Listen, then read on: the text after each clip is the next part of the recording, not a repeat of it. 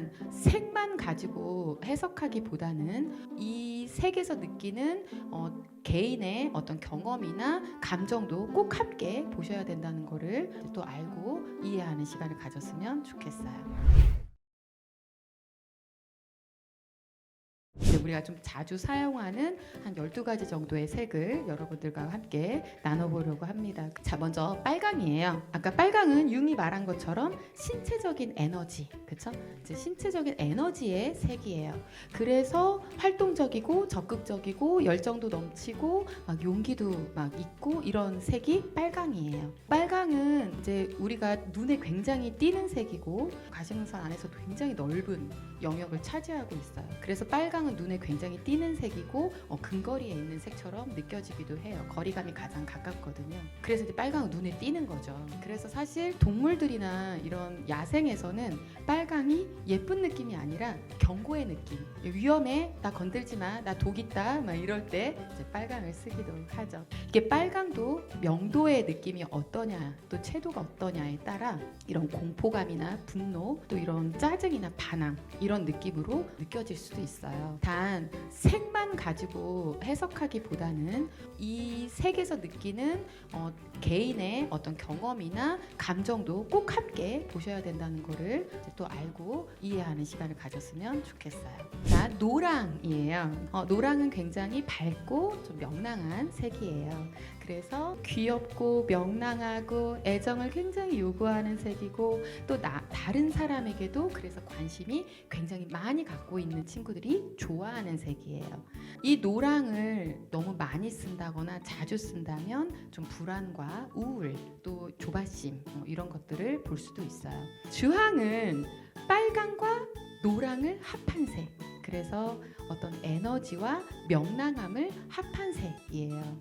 그래서 굉장히 장난기도 있고 어떤 관계를 굉장히 좋아하고 그래서 상호작용도 좋아하고 막 이런 창의적인 색깔이기도 해요.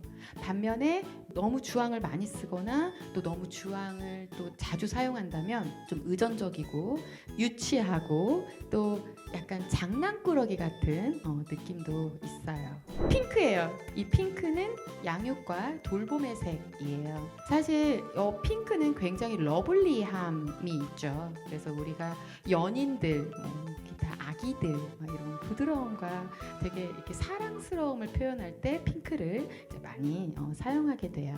핑크는 사실 선생님은 이렇게 표현해요. 사랑받고 싶은 사랑의 마음이다. 자기애를 표현하기도 하고 내가 사랑받고 싶은 표현이 핑크예요. 그래서 내가 사랑받고 싶으니까 내가 사랑을 주려고도 하고 또 내가 사랑을 주고 싶으니까 다른 사람을 많이 살피는 세심함도 가지고 있어요. 자, 이제 갈색이에요. 이제 갈색은 안전함을 추구하고 편안함을 추구하는 색이에요. 그래서 되게 좀 차분하고 내성적인 친구들이 좋아하는 색이에요. 자, 이제 파랑이에요. 파랑도 하늘색, 그쵸? 밝은 파랑과 이제 짙은 파랑. 두 가지로 나눠지죠. 이제 파랑이라는 자체는 하늘과 바다의 색이고 이 밝은 파랑은 조금 더 밝은 성격 그리고 주위하고 좀 잘 어울리고 명랑함을 좀 엿볼 수도 있어요. 파랑 자체가 아까 융에서도 선생님 설명했지만 지성의 색, 지적인 색이라서 이 지성의 장점을 잘 활용하면 이렇게 논리적이고 명료성이 있는 이런 장점도 활용해 볼 수 있어요. 반면 또 이제 이렇게 좀 어두운 파랑은 굉장히 지적인 색으로 아까 설명했듯이 이상향과 이런 좀 자기 주도적인 모습을 볼 수 있어요. 그래서 굉장히 어떻게 보면 파랑은 독립적이고 혼자서 좀 잘 해내는 자기 주체적이고 좀 목표의식도 있는 이런 색이 파랑이에요. 대신 이 파랑 자체가 짙은 파랑의 경우 특히 굉장히 집중을 요하는 색이기 때문에 집중을 하다 보면 우리가 어때요? 예민해지고 이제 스트레스를 받을 수 있죠. 그래서 굉장히 좀 예민해지고 스트레스를 받는데 좀 취약한 이제 파랑을 좋아하는 친구들이 스트레스에 좀 취약하다라고 이제 볼 수 있어요. 초록이에요. 초록은 아까 이제 우리 처음 시작할 때부터 편안함과 안정을 요하는 색이죠. 초록은 중요한 건 균형이에요. 그래서 우리의 신체와 정신의 균형을 주는 색. 그래서 이 초록은 굉장히 나의 자아의 균형과 신체의 균형을 맞추는, 그래서 안정감과 평화로움, 또 나의 어떤 고요함을 굉장히 요구하는 색이에요. 그래서 이 색을 좋아하는 친구들은 차분하죠? 굉장히 참을성도 있고 신중하고 굉장히 성실한 친구들이 초록을 좋아해요. 그러니까 어때? 많이 참아야 되고 많이 인내해야 하니까 나를 계속 통제하고 나를 계속 억제하고 이제 이런 시간들이 많이 이제 소요되겠죠. 그래서 이 초록을 너무 많이 집착해서 쓸 때는 그만큼 나를 통제하고 억제하고 스트레스가 크다는 것도 또 반면 엿볼 수 있어요. 자, 보라. 이제 이 보라는 이제 우리 영적인 정서의 색이에요. 감정의 색. 그래서 이 보라는 선생님도 어렸을 때 이제 보라를 굉장히 좋아했고, 그래서 오늘 일부러 보라색도 입고 나왔는데 이 영적인 색이에요. 그래서 굉장히 감수성도 풍부하고 나의 감정에 굉장히 빠지기도 해요. 그래서 상상이나 공상도 굉장히 많이 하는 색이어서 나한테 너무 빠져버리니까, 내 생각에 빠지니까 현실성이 없는 이제 모습으로 보이기도 해요. 자, 회색. 회색은 굉장히 차분하고 이제 안전을 추구하고 나를 굉장히 보호하고 방어하고 싶어하는 색이에요. 사실 회색이 굉장히 눈에 띄지 않죠. 뭐가 묻어도 잘 안 보이고 굉장히 잘 섞이는, 어디에 눈에 띄지 않는, 그렇죠? 우리 동물들도 다 이렇게 우리 회색조로 보이잖아요. 그러면 이렇게 색깔이 싹 회색으로 섞이면 보이지 않듯이 회색은 굉장히 방어적인 색이기도 해요. 반면 회색을 너무 많이 사용하면 좀 따분해 보이고 좀 지루해 보일 수 있겠죠. 흰색은 완벽을 추구하는 친구들이 이제 좋아하는 색이에요. 굉장히 정신적으로 피곤할 때 흰색이 우리의 정서에 안정을 주는 색이기도 해요. 반면에 흰색을 너무 많이 이제 사용하거나 너무 많이 좋아하는 경우 굉장히 좀 차갑고 이제 냉담한 성격으로 보일 수 있죠. 여기 보이는 이제 이 곳은 병원이에요. 이제 대체적으로 흰색을 많이 사용하는 곳이 청결을 위해서 쓰지만 이제 병원에서 이제 흰색을 많이 사용하죠. 사방이 이렇게 다 흰색인 경우 의사와 간호사의 서비스를 매우 불친절하게 여기는 거예요.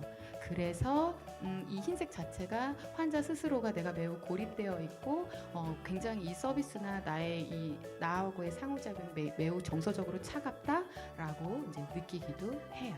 끝으로 이제 검정이에요. 이제 검정은 상담에서 특히 심리적으로 해석할 때는 굉장히 좀 의미를 많이 부여하는 색이기도 해요.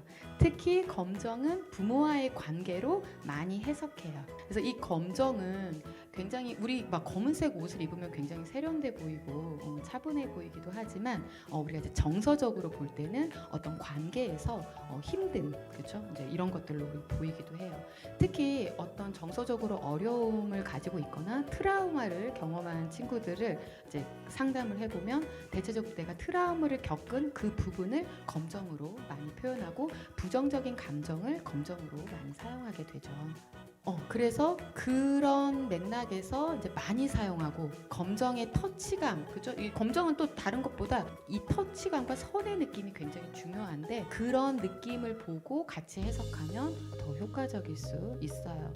물론 이 검정이 아까 우리 빨강이 굉장히 신체적 에너지를 주는 색이라고 했잖아요. 굉장히 활동적인 친구들이 검정도 매우 좋아하는 색이에요. 그래서 빨강과 함께 검정도 되게 에너자이틱한 친구들이 많이 쓰는 색이에요. 이 흑백의 색을 보면 이제 세상이 이렇게 흑백이라면 좀 재미없었을 것 같다는 생각이 들죠. 근데 이렇게 색이 있으면 세상이 아름다워져요. 그래서 우리의 아름다운 색을 함께 다른 주변과 나누면서 서로 아름다운 색으로 물들어갔으면 좋겠습니다. 보면 이제 세상이 이렇게 흑백이라면 좀 재미없었을 것 같다는 생각이 들죠.